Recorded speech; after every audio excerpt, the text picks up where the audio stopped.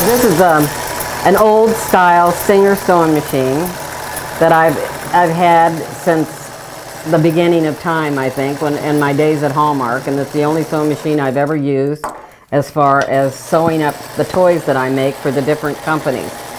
Well, I've always enjoyed working with fabric, and so I decided that fabric would be my way of designing, and I started what I call designing with the sewing machine. I saw the design in my head, and then I would put it out there. The owner of Determined Production called me up and asked me if I would like to design Beatles dolls for her.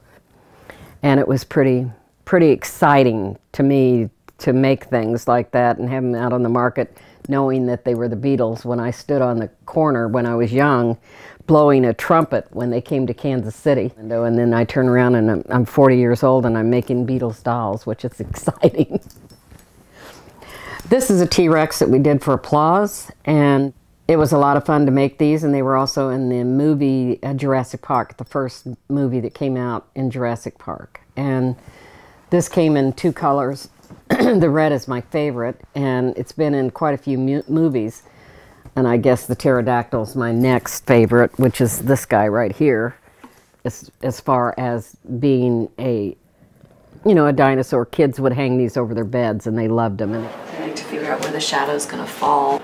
This is an important exhibit because it features the work of Donna Moore, who was based here in Kansas City as a designer, but she traveled the world creating toys. It's a privilege for me to be featured at the Miniature Museum. I just am overwhelmed. It's exciting as well as scary, but everything you do is scary until you accomplish it, and then once you accomplish it, you feel a great sense of satisfaction.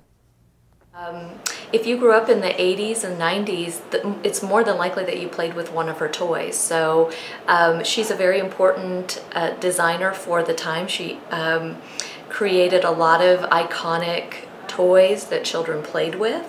That city is going to be hard to display. There's several things that I admire about her toys. She really combined art and business. I think that you should always follow your dreams and never take no for an answer. And I think that if you feel the urge to do something, and that's where you want to go and that's where you want to grow from, stick to it. Stick to the one thing that makes you happy.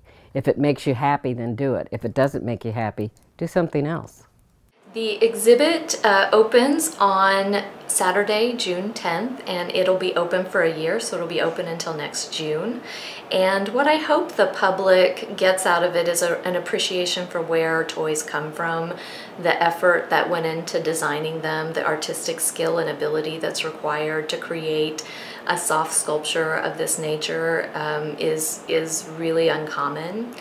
And I also hope that they enjoy seeing how a Kansas City girl made good.